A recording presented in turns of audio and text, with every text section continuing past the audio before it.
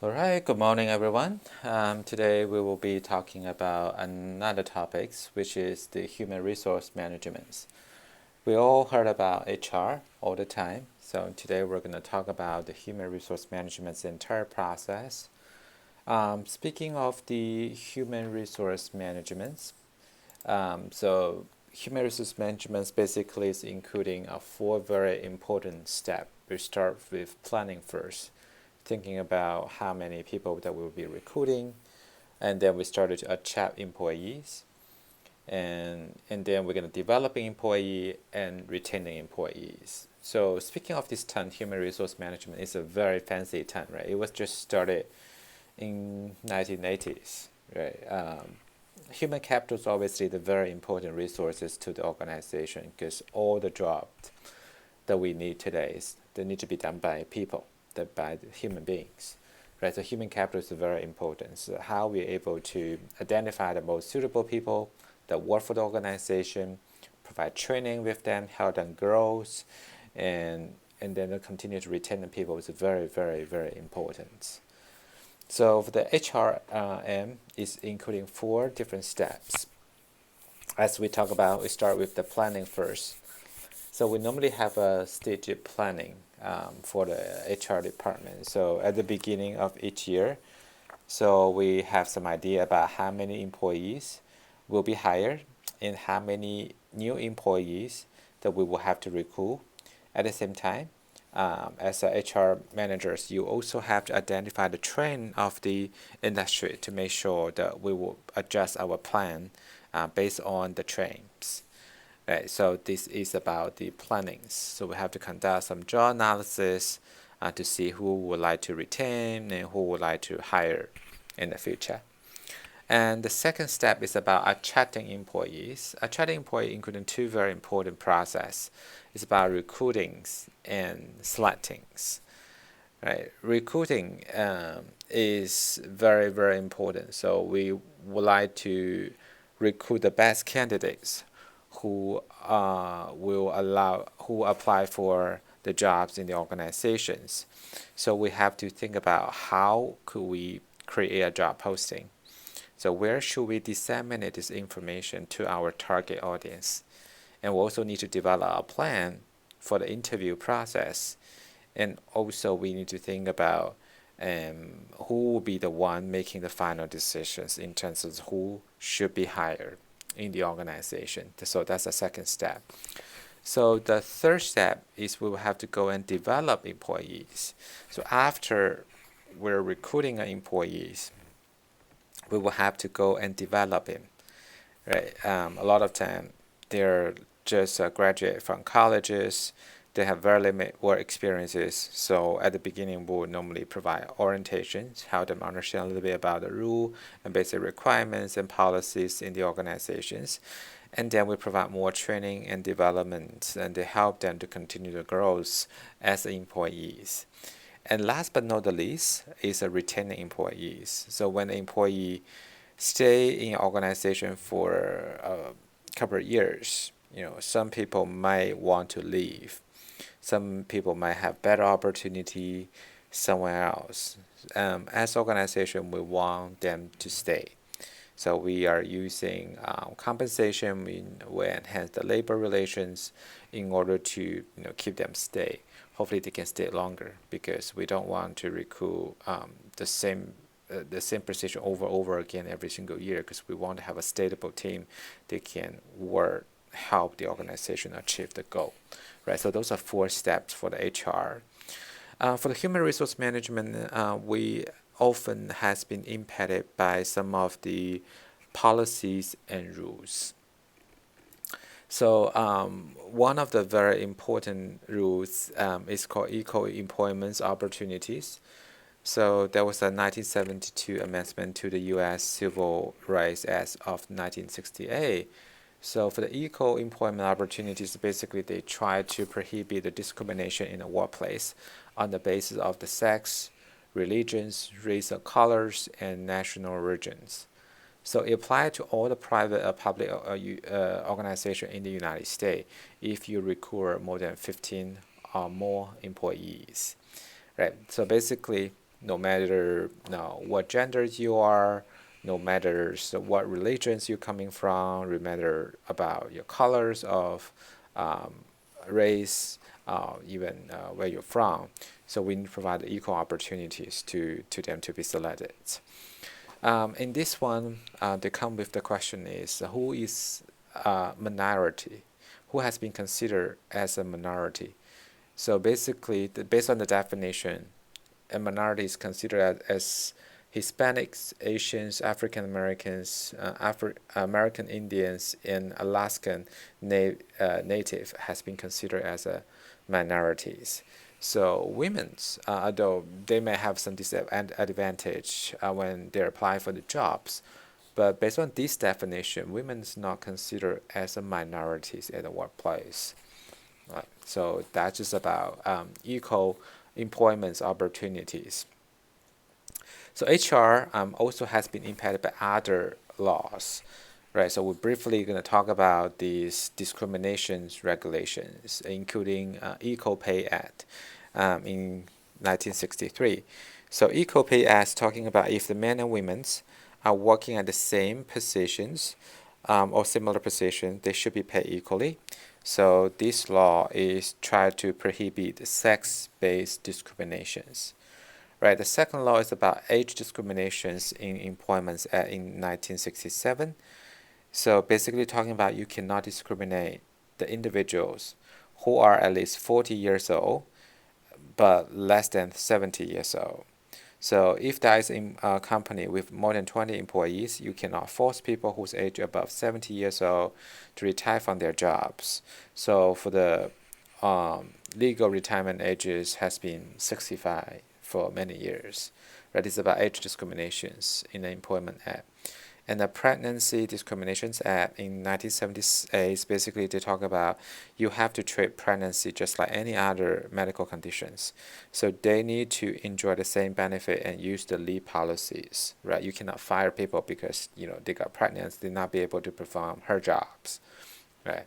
So American with Disabilities Act in 1990s, so they try to make sure for the disabled workers, they also have more opportunity to access to service in the jobs. Older workers benefit protections in 1990s is also very important law that actually protect those older workers. We know older workers actually facing a lot of challenges, but there's an organization need to provide the opportunities for the older workers to help them to grow. You're not just like having too many like new employees and then you're gonna fire these old workers, although they're really qualified. Right, very similar to the age discrimination, isn't it? And last but not the least is the Family and Medical Leave Act in 1993.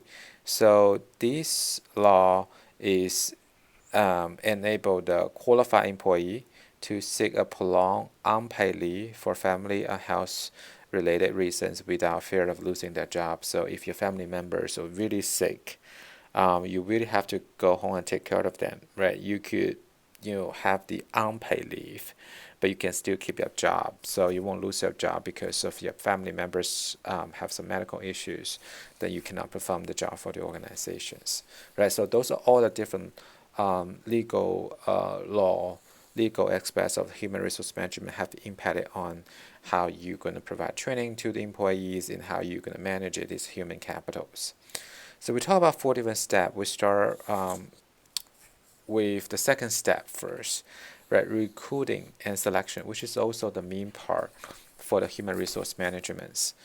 So recruiting and selections is the process is we're going to developing a pool of the qualified applicant who are interested in working for the organizations and from which the organizations may reasonably select the best candidates or best individuals to hire for the employments. So during the recruiting process, we have 2 types of sources. We have internal sources and we also have external sources. Internal sources, we can hire someone from inside or we get some resources from inside. Right, external resources, and we're using the resources not belongs to organizations to go and find the best candidate for the positions. So for the internal resources, that's got three types. First one is a promotion from within, right? If someone retire, someone quit a job, someone got fired, you can consider to promote senior staff to replace of his roles. It's pretty common in sport, right? So when a coach got fired, it's hard for a team to find another coach immediately. So normally they will go and find someone internally, or maybe assistant coaches to be in that role for a few games, and then give the organizations enough time to find another official head coaches, right? So this is about promotion from within, right? You're gonna find someone internally to help them to get these opportunities to work in higher positions. Second one is called employee referral.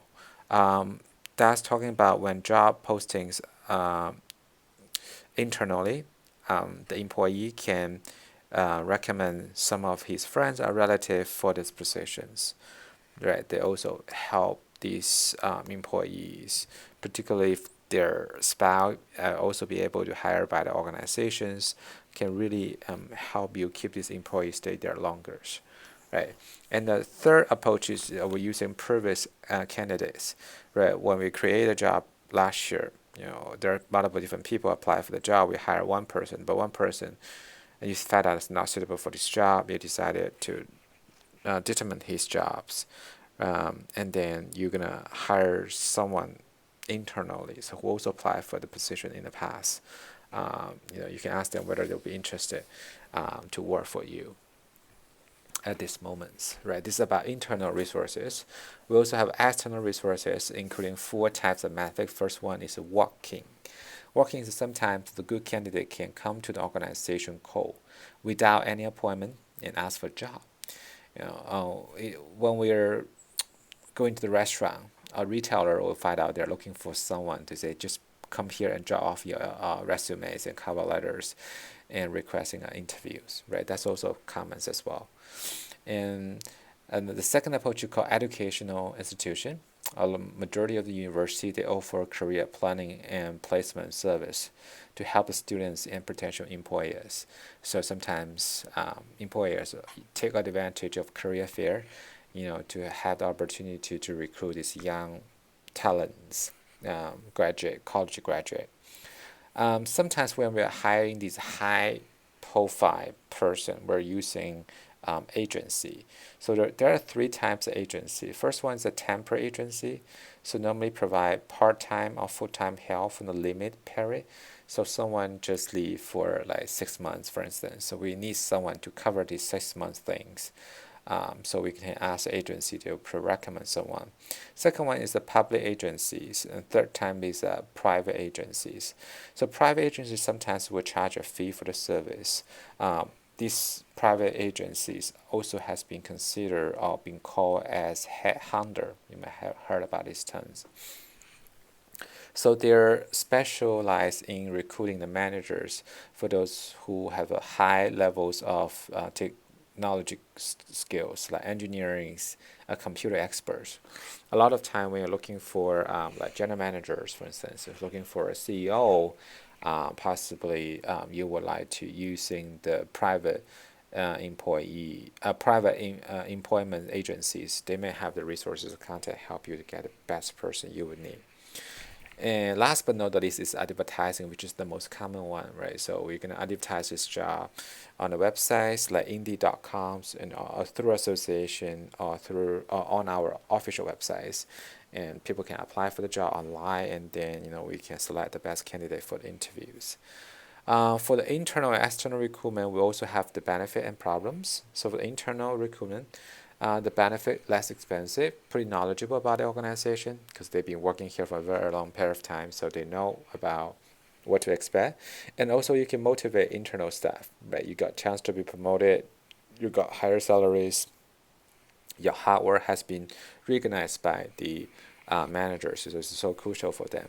They also have some problems, not quite diverse workforce because you've been working for here for 10 years, you know exactly how things are going here. But you cannot bring a lot of new ideas, so it's pretty difficult approach to carry out sometimes.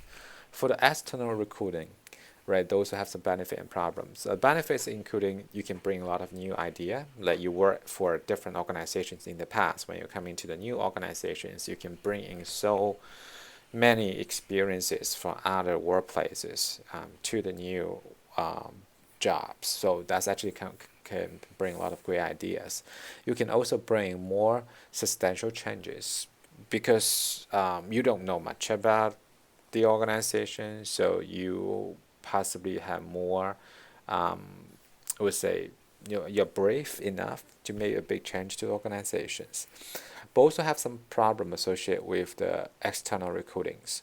First one, external recruiting obviously taking longer and cost more because you have to advertise them, right? You have to go and participate in career fair. It takes times. You also have some potential risks as well. And also, since we hire someone from outside, we have to spend more time to provide training to these people because they're not quite familiar with organizational cultures. So those are the benefit and problems associated with internal and external recruitments. So this is about recruiting and selections. After we decided whether we're going to use internal sources or external sources to recruit, and the next thing we have to do is we have to write a job posting, job descriptions, right? So we have a lot of students who are taking this class. You're a junior or senior, particularly when you're senior. Possibly next semester is your last semester for you here in Miami. So you always think about we need to go and find a job by the time I graduate. So job posting. So you have to go and look at a lot of different job posting, right? So this class as a whole, you can think about yourself as a manager if you're going to recruit people.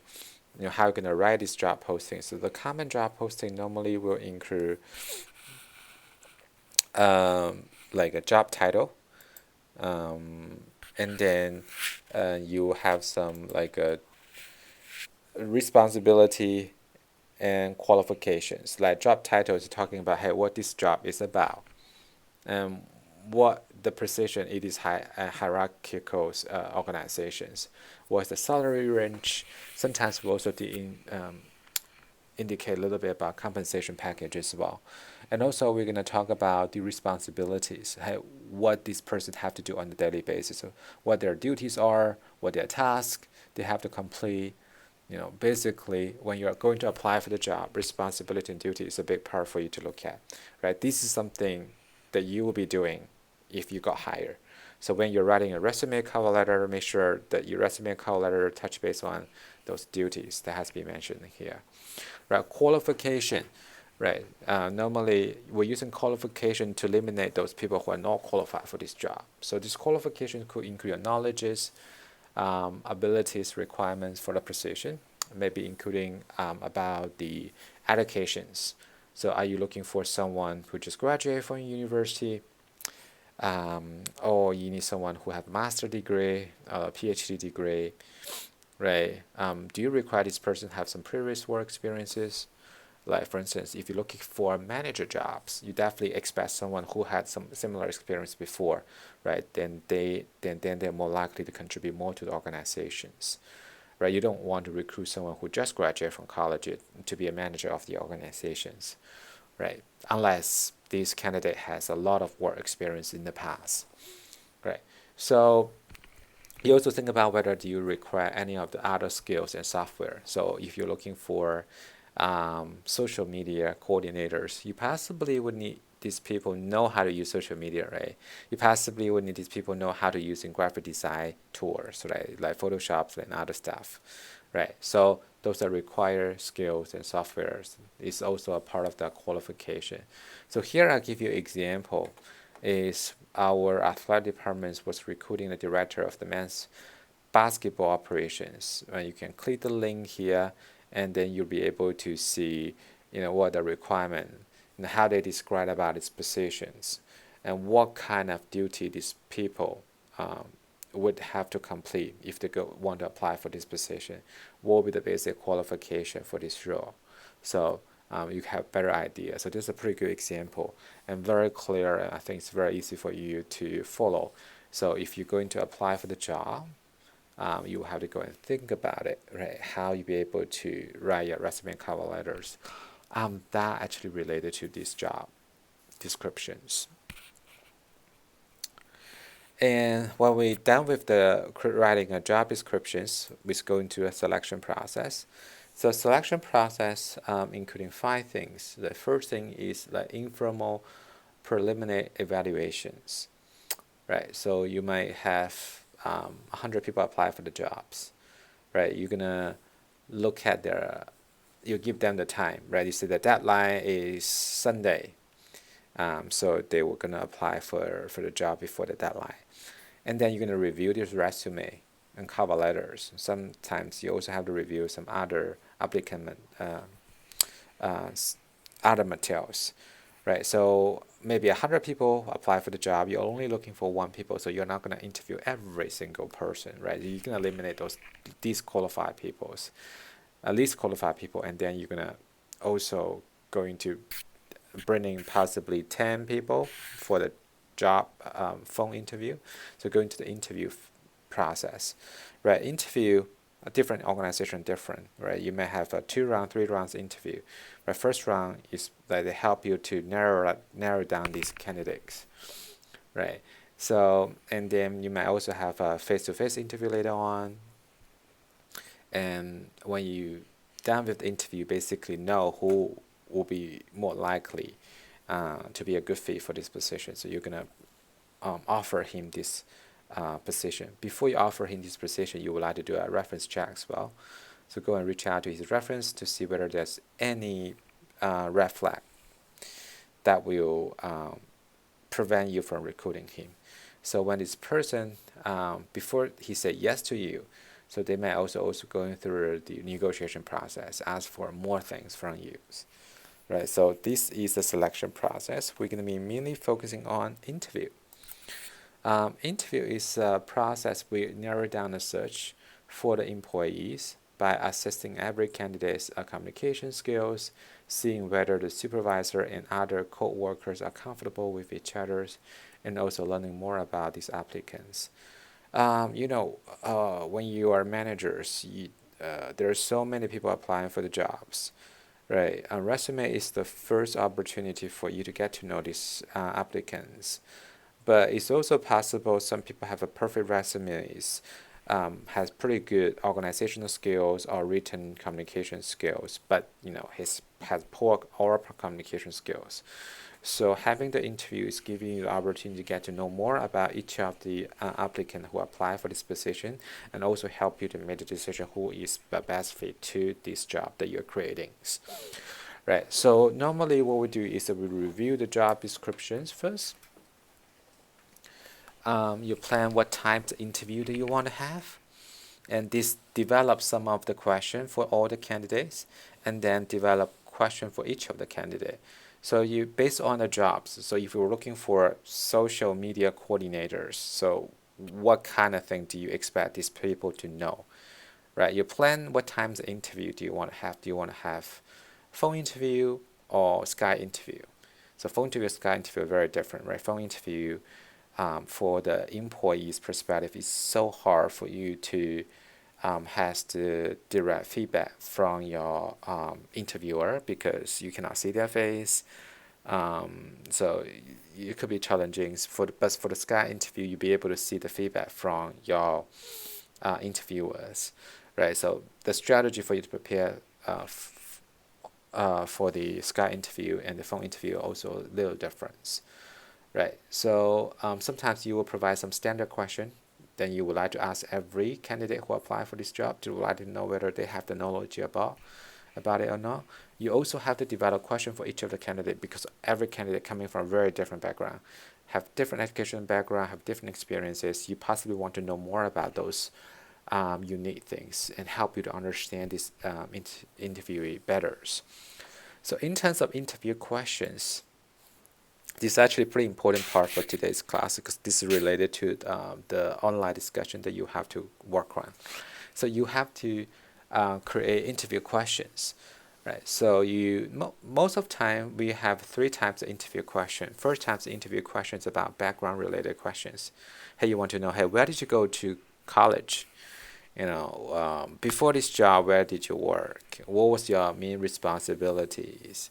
right? So those are about background related questions. Try to get to know a little bit more about this organization and ask them, hey, why are you interested in these positions? Why do you think that you're most qualified person for these jobs? What kind of thing that do you think you'll be able to bring into the organizations? Right? So those are the things that you normally ask as the background questions. You try to understand a little bit more about the what kind of person that you are speaking to and what kind of potential colleague that you might have in the future. And the second thing is about knowledge-based question. I think a lot of students who are taking this class may have interviewed before. So knowledge-based question is basically they're decided to determine whether you have the knowledge needed for the position that you're applying for. So I'll give you an example. Many years ago, I applied for the job, which is ATP, the media official job. ATP is the Men's Professional Tennis Association. I'm the headquarters in Florida. So I applied for media position jobs, media official jobs. So they asked me some knowledge-based question. They asked me a lot of questions related to, like, hey, how much do you know about tennis? Who's using backhand more often than the forehands? What is the current rankings? So those are tennis-related jobs. So because they're looking for someone who is going to be able to manage medias, right? So this person need to be pretty knowledgeable about tennis, right? Because there's a tennis association, right? So these are knowledge-based questions. For instance, when you're recruiting, um, you know, social media coordinators, right? We talk about, and you have to ask them, hey, do you know how to use Photoshop? And how can you use the Photoshop to create a logo for the organizations, right? So what will be the strategies that you can use? And when you're using Facebook, Twitter, Instagram, so what will be the most effective strategy for using different types of social media platforms? How can you interact with the followers on Instagrams? Are you sending more videos or sending more pictures? And when would be the best time for you to send out a picture and videos? And why are you selecting this time and to send out these pictures and videos? And what kind of pictures more likely get more feedbacks or get more interactions with fans? So this is more about knowledge-based questions. You would like to see whether these people is really qualified for this position or not, right? So knowledge-based questions try to help you decide whether they have the knowledge about this job. And the third type of question is called behavior-based questions. Behavior-based questions focus more about how you be able to handle the very difficult work-related situations, right? So for the behavior-based questions, normally they will give you a scenario and let you to think about how you be able to handle these difficult scenario and situations. So what will be the very common question that you'll be asked related to behavior-based behavior-based? So for instance, people always ask, like, can you please give me an example to explain why you think you are a good leader? Right. So to answer these kind of questions, you hope people can give you examples, right? Not just give you a broad statement and a narrative things, but it's more about example to help you understand it better, right? They may ask you, have you ever had any conflict with your colleagues? Can you please give me an example and how you be able to manage the conflicts, right? So and also they if you applying for a customer service job, they will ask you, hey, have you ever met a very upset customer before, and how have you handled that situation and enhanced the customer's satisfactions? Right. So how can you answer these kind of questions? We're using, we say, STAR principles. Situation. We need to create a situation. Think about a situation. When we're creating a situation, we hope that people can talk about the task. What was your task and job? And how did you handle the situation? What was the result? Did you solve the problems? Or you minimize the potential risks associated with these situations? Right, so this is about behavior-based questions.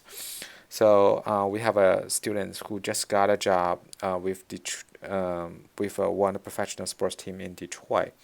So he told me his experience interviewing for that positions was like they have a whole day's interview. They bring like possibly 5-6 candidates to the organization. They have a whole day's interview, so they have to create a case study. They give them a case study. They have to create a interesting app to see how they're able to promote their game days, right? They have an individual presentation. They also have an individual like an interview process to ask them whether they're qualified for that position or not. So there are a lot of different things that you can think about and put into the interview process, right? So this is about these interview questions. So when you're completing your today's online discussions, to make sure to think about, hey, what would be a good question that I can write down for the background? What would be the good knowledge-based questions? So what would be the good behavior-based question that I can create? Right, it's about interview questions.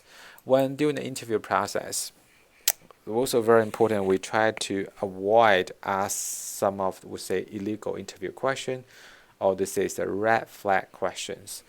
So what kind of questions would be considered as illegal questions, right? So it's basically the question you ask might, violate the people's privacy. So for instance, so I list some of the questions here. What kind of question do you think is legal? What kind of question do you think is illegal? So can you ask people how many language do you speak? I mean, I think it depends on the job, right? If you're looking for interpreters, or if you're doing an international business, you can definitely ask these questions. I think these are kind of the legal questions, right? Can you ask people, are you married or single? No, it's a legal question, right? It's inappropriate, right? It's nothing to do with your jobs, right? Can you ask them, how many dependents do you have? No, you can't ask during the interview. Right? HR may require them to provide this information when they apply for the job, but you, as an interviewer, you cannot ask these questions, right?